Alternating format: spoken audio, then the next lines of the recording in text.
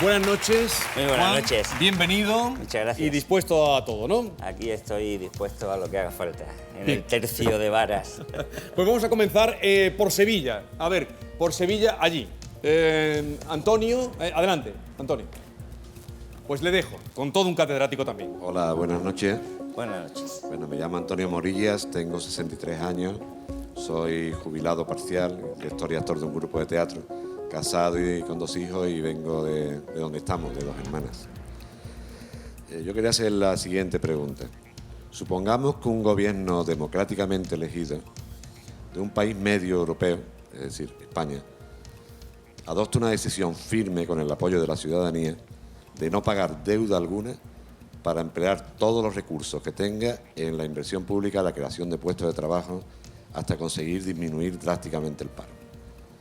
Al margen de las presiones que ejercerían evidentemente los poderes financieros y la señora Merkel y los apóstoles del neoliberalismo, si se mantiene firme en su posición, ¿qué pasaría? Bueno, yo no soy un adivino, yo soy un científico social modesto, modestísimo. Entonces no le puedo decir lo que puede pasar en el futuro, sino que lo que puedo hacer es mirar hacia atrás, ver la historia, ver qué ha ocurrido en otros momentos, en otros países y a partir de ahí sacar las conclusiones. Y yo creo que una visión rápida y ahora improvisada a la historia podría darnos algunas conclusiones. Primera, que efectivamente ha habido muchos países que en bastantes momentos han dicho que no pagaban toda o parte de su deuda. Segundo, que incluso hay principios del derecho internacional que establecen que los pueblos tienen el derecho a repudiar la deuda que es ilegítima, que es odiosa, es decir, que se considera que ha sido impuesta a los pueblos. Tercero, que cuando esos pueblos han hecho frente a esa deuda odiosa y legítima, con fuerza, empoderados, unidos y no rotos en partidas ciudadanas, ha sido posible vencer las reacciones en contra. Porque otra cosa que también la historia nos muestra es que efectivamente siempre que eso pasa, pues hay acreedores que lógicamente presionarán al máximo. Y 5, yo creo que la historia también demuestra que eso es posible si ese pueblo tiene una representación política digna, con vergüenza, valiente, dispuesta a luchar con su pueblo y a dar la cara por su pueblo. Si todo eso se da, entonces yo creo que la experiencia de la historia nos demuestra que los pueblos son invencibles. Ahora bien, en el caso español, pues yo creo que tendríamos que ver, en primer lugar, esas circunstancias. Yo creo que evidentemente no toda la deuda que tiene España sería ilegítima u odiosa, por lo tanto lo primero que hay que hacer es evaluar, analizar, auditar la deuda, y lo sorprendente es que nuestros parlamentos no hayan emprendido ya esa tarea de determinar qué parte de la deuda que tiene España es odiosa, ilegítima y por lo tanto a la que nos debemos enfrentar y que debemos repudiar. En segundo lugar, el pueblo español, si quiere vencer a esas dificultades que le supone el peso de la deuda, tiene que estar unido. No puede darle prioridad a estrategias partidistas, sino a intereses nacionales de todo el conjunto de la sociedad. Y yo creo que si esas circunstancias se dieran, pues España lógicamente no iba a tener el camino fácil, pero España, como en otros momentos de la historia ha demostrado, pues tendría fuerza para hacer frente a todo eso. Gracias, profesor. Vamos. Cádiz. Vamos a ver, Cádiz. A ver, Néstor. Adelante, adelante. Buenas noches. Buenas noches. Soy Néstor Calera. Me dedico a la ingeniería electrónica y mi pregunta sería, siguiendo al hilo de lo que acaba de preguntar, ¿qué sucedió bajo su punto de vista en Islandia?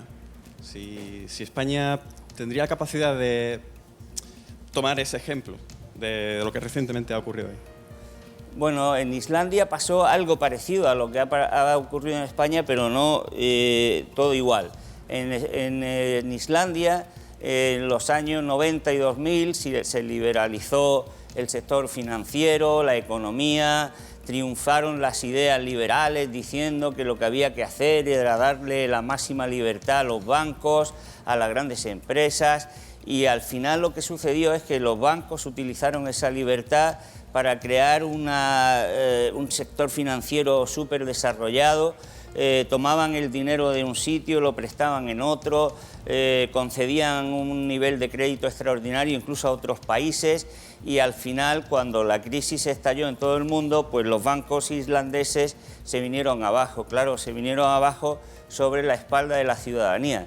Entonces el gobierno, cuando esos bancos que debían una proporción ingente de dinero y una desproporcionada en relación con la actividad económica del país, para que se haga una idea, más o menos significaba que en aquel momento, si lo trasladáramos a España, era como si cada español tuviera que pagar 50.000 euros. Imagínense la deuda en proporción lo grande que era. Entonces, el gobierno decidió que no rescataba a la banca, que no le daba ni un euro, bueno, ni una sola unidad de su moneda a la banca, y que la dejaba caer, la nacionalizó, y a partir de ahí se negó a pagar las deudas que los bancos irlandeses habían generado como consecuencia de sus malas operaciones.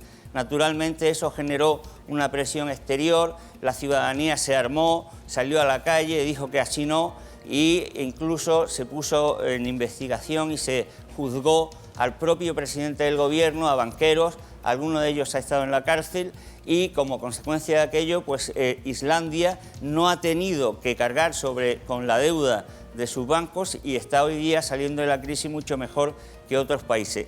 Pero una medida en concreto que en Islandia se tomó y que es muy interesante es que se perdonó, valga la expresión, una parte de la deuda hipotecaria de las familias. Eso fue muy importante porque las familias, como consecuencia del incremento de la deuda artificial por parte de los bancos, se habían cargado una deuda hipotecaria tremenda que ha sido perdonada cuando la hipoteca suponía más del 110% del precio de la vivienda. En España la situación no sería exactamente igual, estamos dentro del euro, las condiciones son distintas, es un país diferente, pero creo que hay principios morales, principios cívicos, principios de ciudadanía y principios de acción política que son comunes a todas las naciones. Y entre esos principios creo yo que están el hacer frente a los problemas de una manera unitaria y sobre todo imponer la dignidad y el bienestar de la mayoría de la gente por encima del bienestar de los banqueros que han ocasionado un problema como el que tenemos. Gracias, profesor. Gracias. Voy a ponerme aquí porque voy a dar la palabra a Almería, pero a ver si puede, porque quieren preguntarle... Voy a ser y no más ve las rápido. redes sociales. A ver, el de jersey verde, tú, adelante, ¿tu nombre cómo es? Mohamed. Pues adelante. Buenas noches, me llamo Mohamed, soy de Melilla pero resido en Almería. Tengo 22 años, estudio Derecho y Administración y Gestión de Empresas. Y bueno, mi pregunta es la siguiente. Verá, como estudiante e hijo de padres parados, me veo obligado a luchar contra este sistema capitalista injusto. Mi pregunta es ¿por qué aquellas personas con una situación muy similar no luchan por defender sus derechos sociales y económicos? Lo primero que quiero decirte es que tienes que tener siempre ánimo, que tienes que estar siempre dispuesto a salir adelante. Yo también estudié cuando mis padres estaban parados y creo que luchando puedo decirte que se llega a donde tú quieras llegar.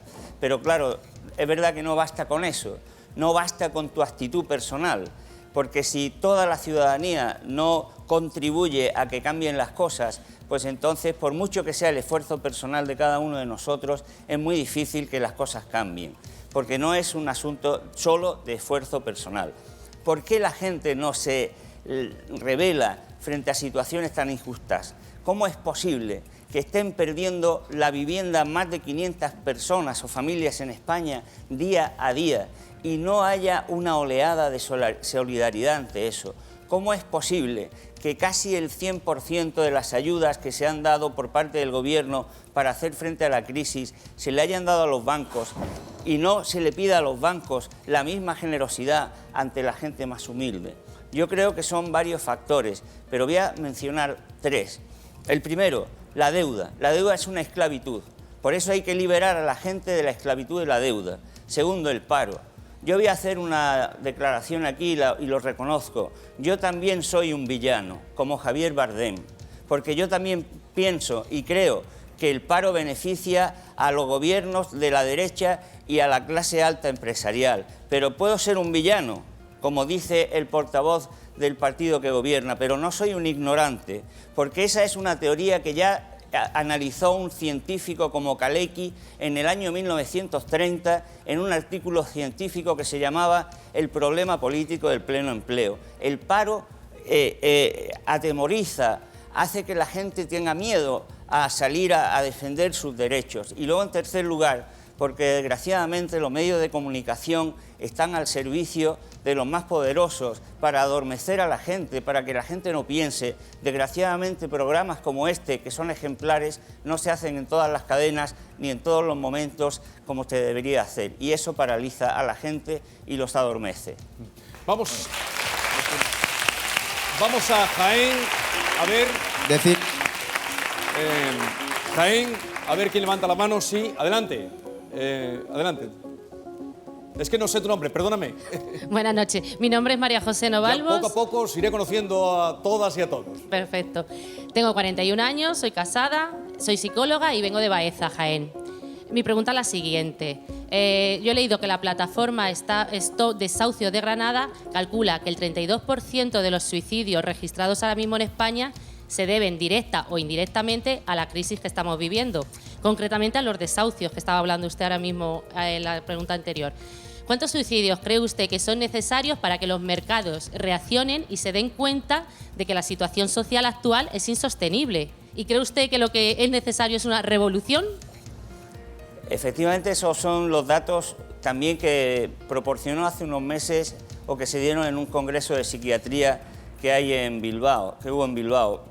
Prácticamente se dan 9 o 10, entre 9 y 10 suicidios en España cada día y parece que la tercera parte, alrededor de 3, tienen que ver con la situación económica y está incrementándose. En algunas ciudades ha aumentado el 10, el 20%. Eso no es solo aquí. La experiencia nos dice que allí donde se han aplicado este tipo de políticas, en otros países, en otros momentos históricos, ocurre igual. Por lo tanto, estamos viviendo el resultado esperado de unas políticas y eso lo saben quienes están aplicando esas políticas.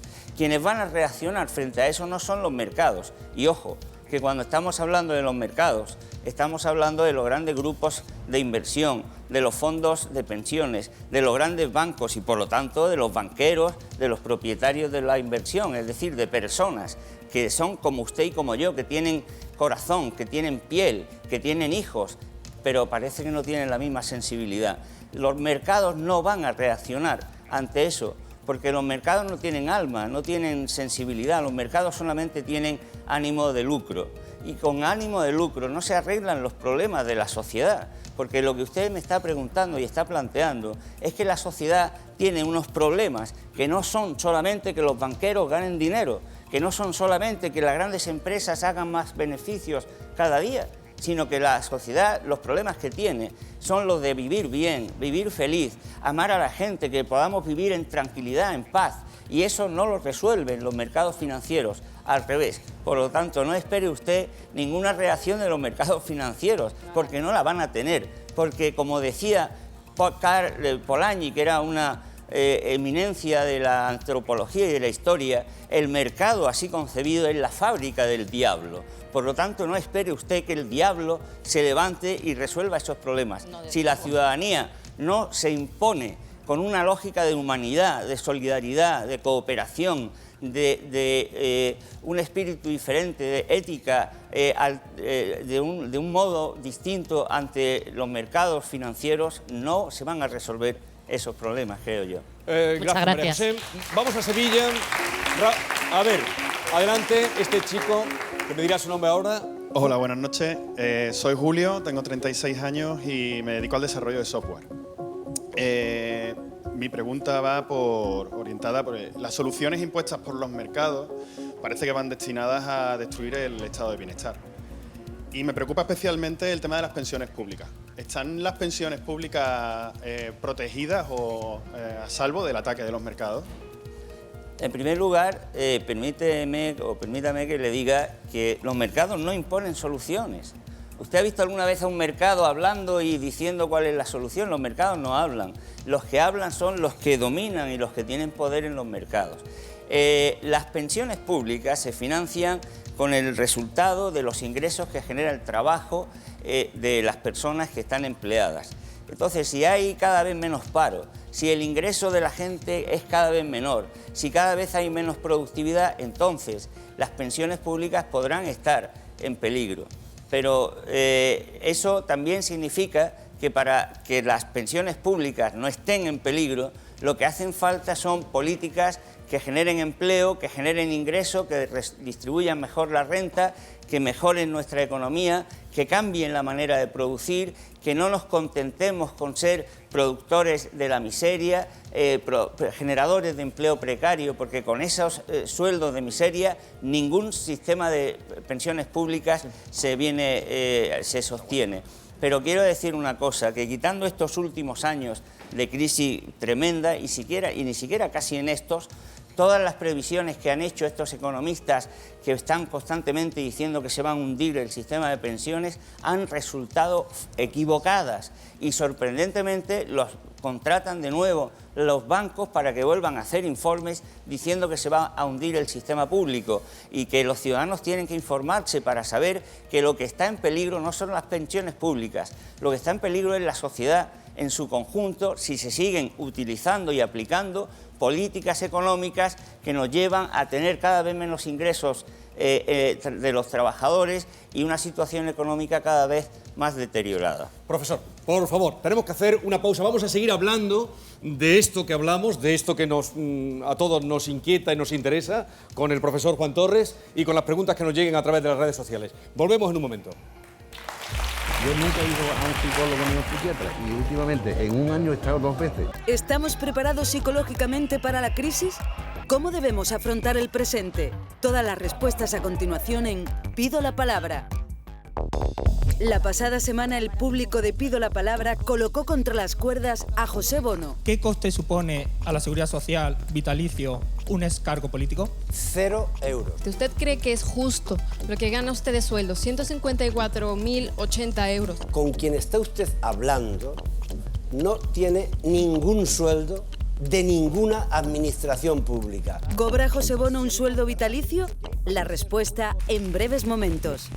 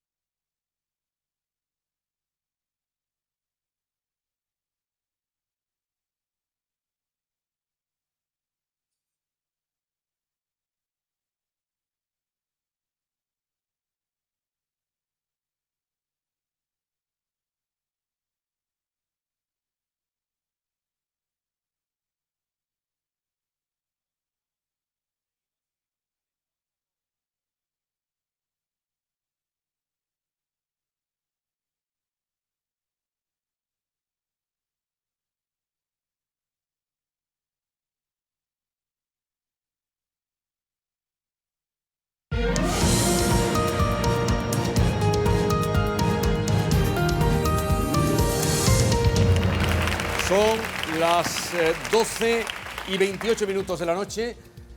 11 y 28, 11 y 28. Es que no he cambiado el reloj todavía, ¿será posible?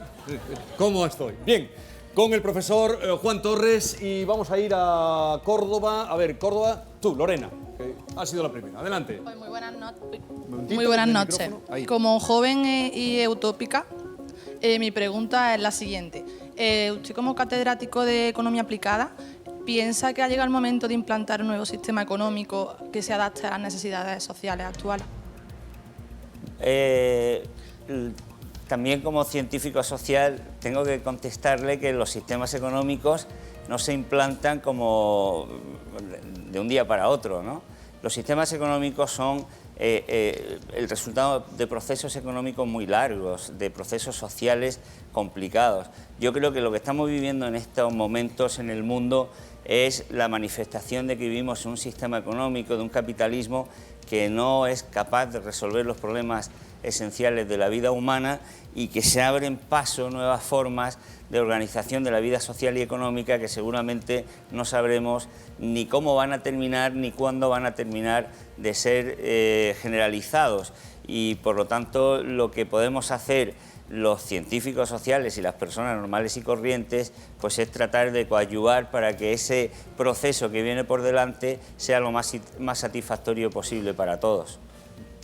Y bueno, ¿podría dar algunas claves para que, bueno, cómo podría ser ese sistema para que mejorara, para que los que deben hacerlo tomen nota? A mí me parece que hay algunos elementos que hoy día la sociedad, la economía capitalista no resuelve. En primer lugar, que a cada uno hay que darle según sus necesidades y que tienen que pedirnos a cada uno de nosotros según nuestra capacidad. Que la democracia es fundamental, pero la democracia en el sentido pleno del término, que es fundamental la igualdad, no solamente entre de arriba a abajo, sino también fundamental entre mujeres y hombres. No puede haber desigualdad por razas, por discriminaciones de ese tipo. Por lo tanto, yo creo que hay elementos que tenemos que avanzar hacia ello en ese sentido. Democracia, igualdad y sobre todo un sistema social y económico que anteponga la satisfacción de las necesidades al lucro desmedido de los que tienen mayor poder o mayor privilegio. Vamos ahora a Cádiz. A ver, Cádiz, esta chica que levantó ahí, tú, que no sé tu nombre, pero me lo vas a decir enseguida. Hola, buenas noches, yo soy María Núñez, vengo de San Fernando, tengo 20 años y soy estudiante de Filología Hispánica e Inglesa. Y me gustaría saber qué piensa usted acerca de convocar un referéndum sobre las políticas del gobierno del Partido Popular según ha creado oportuno la Cumbre Social. Pues a mí me parece que eso sería lo elemental.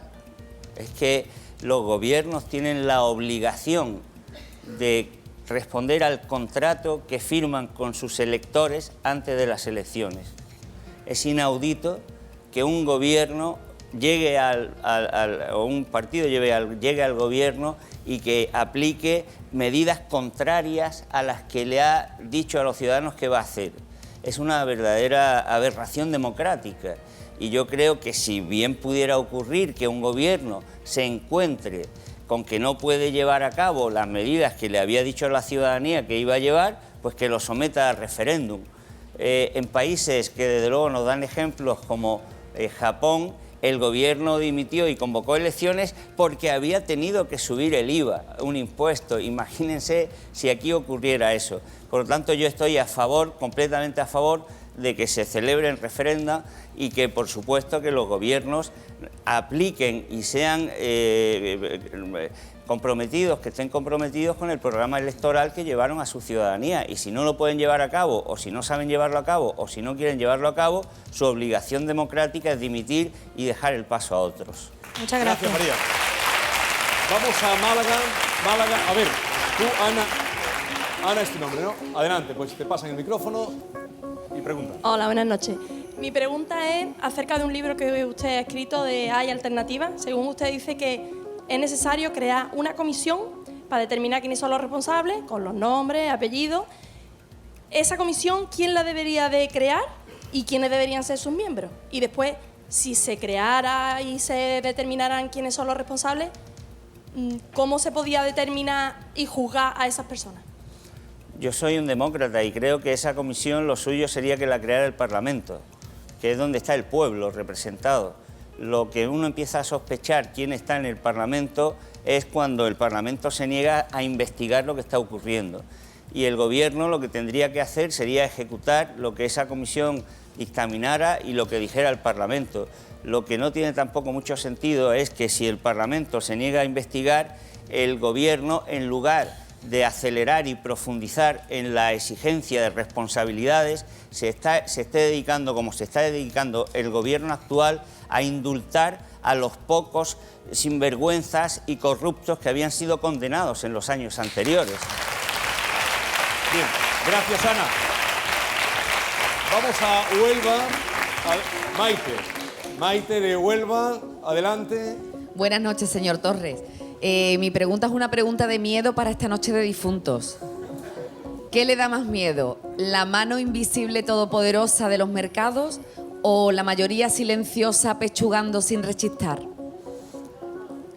La mano invisible de los mercados a veces me indigna y la mayoría silenciosa que no se revela, pues lo que me produce es un poco de tristeza y desolación, porque creo que el miedo hay que desterrarlo. Yo creo que ahora quizás se hable después de esto, pero yo creo que el miedo paraliza y lo que nos tendríamos que preguntar es si no nos están inoculando artificialmente el miedo, es decir, si no nos están haciendo que nos sintamos cobardes, que nos acobardemos para no enfrentar nuestro futuro, el futuro de nuestros hijos, de nuestras hijas, con decisión y con valentía.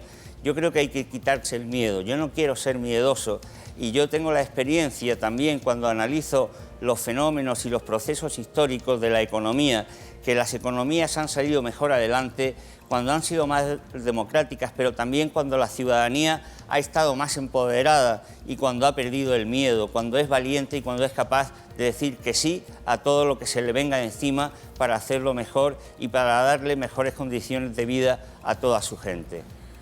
Muchas gracias. Gracias, profesor. Maite. Mar Barrera, portavoz de las redes sociales, que están muy activas. Buenas noches, señor Torres. Bueno, en el foro se sigue preguntando muchísimo nuestros internautas si esto es una crisis o es una estafa. Lo llevan haciendo desde la semana pasada. Y también se están preguntando mucho a esta hora cuáles serían las consecuencias de la independencia de Cataluña para España. Pero le lanzo desde casa 3 preguntas. ¿Beneficiaría, y va en relación a esto último que he dicho, beneficiaría económicamente a España la disolución del Estado autonómico para convertirlo en un Estado federal? Bueno, no estoy seguro de que una cosa implique la otra. Es decir, yo creo que un Estado federal es un Estado que lleva a su máxima naturaleza el Estado de las autonomías. Yo creo que los gobiernos, los estados más avanzados han sido los que han tenido una notable descentralización y los que le dan libertad y autonomía a sus pueblos. Yo creo que una economía no puede funcionar atando a la energía de su ciudadanía y de sus pueblos. Yo creo que lo importante es que en todo caso una economía, un país, una nación, bien sea con más o menos posiciones diferentes, con diversidad mayor o menor, pero que actúe con un horizonte común y que actúe de una manera cooperativa y solidaria. Eso es lo principal. Y incorporar elementos de disensión donde no los hay, de desunión donde no existe, pues es como en una familia, que lo que hace es que todo se haga peor y que al final las cosas no funcionen. Más preguntas. ¿Qué consecuencias traería volver a la peseta? Bueno, me pide el conductor del programa que sea breve y me preguntan qué consecuencias. Pues traería unas consecuencias muy difíciles. Lo que pasa es que yo a veces me pregunto si serían peores que seguir en el euro en las condiciones en las que estamos. O sea, duda. Yo siempre dudo, es mi obligación, pero también digo, quizá llegue el momento, estemos en el momento en que tengamos que plantearnos por qué tenemos que estar permanentemente al borde de un precipicio con la amenaza de que nos van a empujar. Si nos quieren mantener ahí, nosotros decimos que damos 2 pasos y nos ponemos en otro sitio. Una pregunta más. Y la tercera pregunta, ¿en qué afectaría una huelga general a España? Depende. Yo debo reconocer que soy partidario de que haya una huelga general y también como científico social lo que hago es mirar hacia atrás. Y yo lo que creo que nos enseña la historia es que ni uno solo de los derechos que hoy día tenemos la ciudadanía, la salud, la educación, la dependencia, la libertad de expresión, el voto de las mujeres, ni uno solo de esos se ha conseguido sin luchas, sin huelgas, sin enfrentarse a los poderes establecidos, sin desobedecer las leyes injustas. Así que yo creo que cuando se están imponiendo políticas injustas, condiciones económicas que están llevándonos a una ruina grande, yo creo que el pueblo, la ciudadanía, no solamente tiene el derecho, sino que tiene el deber moral y ciudadano de enfrentarse a eso. Yo particularmente estoy a favor y apoyaré la huelga del día 14.